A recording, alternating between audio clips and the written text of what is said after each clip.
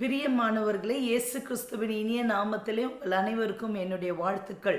மறைந்துள்ள முத்துக்கள் இடன் ஜெம்ஸ் நிகழ்ச்சியின் மூலமாய் உங்களை சந்திப்பதில் மிகவும் சந்தோஷம். சரி, கலாத்தியர் 2:20 இப்படியாக கூறுகிறது, கிறிஸ்துவுடனே கூட சிலுவையில் அறையப்பட்டேன், ஆயினும் இனி நான் அல்ல, கிறிஸ்துவே எனக்குள் பிழைத்திருக்கிறார்.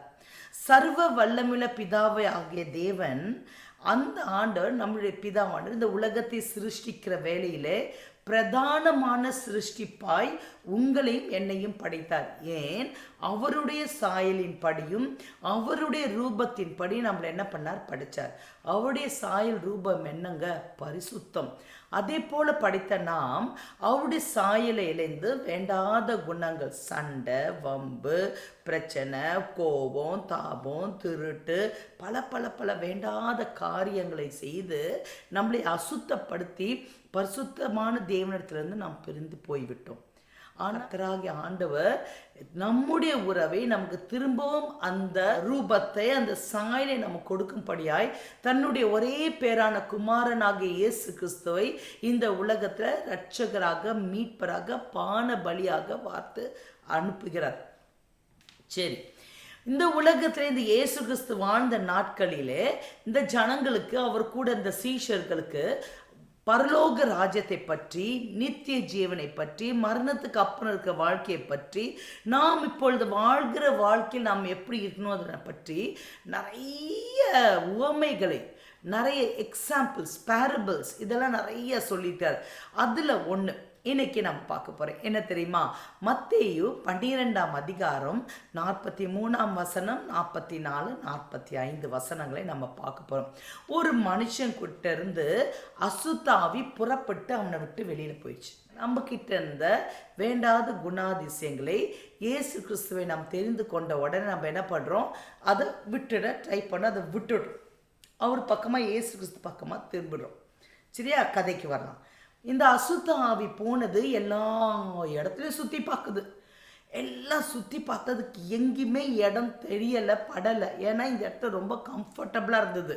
அவ்வளோ அசுத்தமான காரியங்கள், வேண்டாத காரியங்கள் இந்த மனுஷன்கிட்ட இருந்திருக்கு.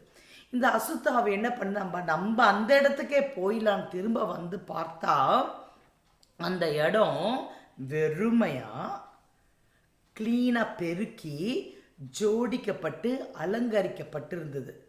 அதை பார்த்த உடனே அதுக்கு ஒரு காரியம் ஸ்ட்ரைக் ஆச்சு. அழகாக இருக்குது. என்னது அப்படின்னா?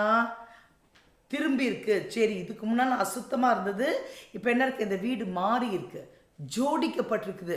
ஸோ ஏதோ நல்ல காரியங்கள் எல்லாம் இந்த வீட்டில் இருக்குது, என்னென்னோ நடக்க போகுது. ஆனால் நம்ம ஒரு ஆளாக போனால் இந்த வீட்டை, இந்த மனுஷனை என்ன பண்ண முடியாது?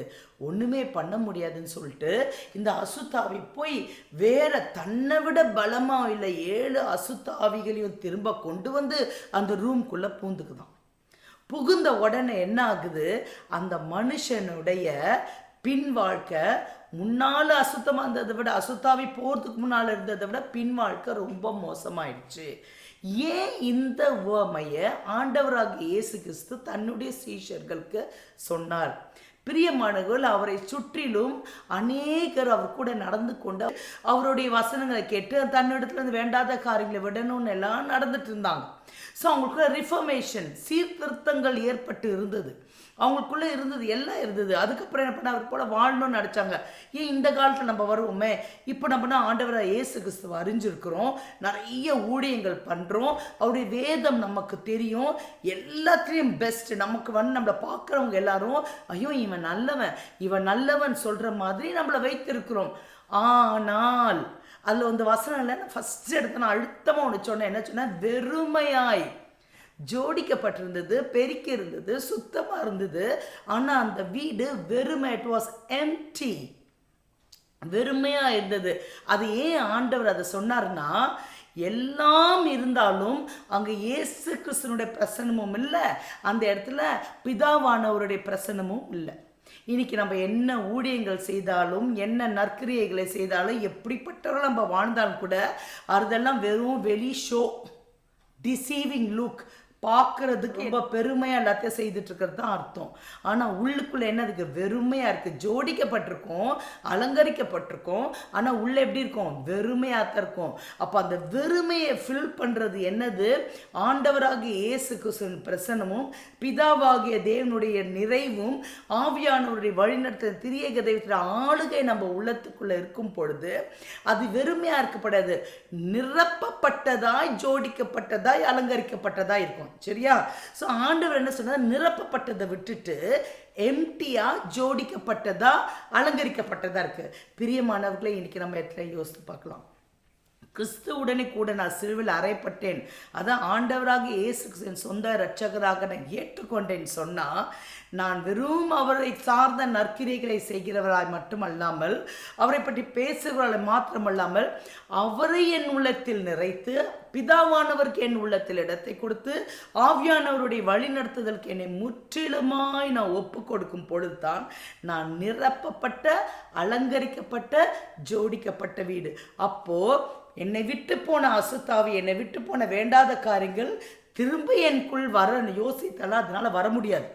ஆனால் வெறுமையாக இருக்குமே, ஆனால் பலத்த ஆவிகளோடு வந்து என்னிடத்தில் முன்னே சீர்திருத்தத்துக்கு முன்பே இருந்த அநேக வேண்டாத காரியங்கள் பன்மடங்கு பெருகி நான் நாசமாய் போவேன்.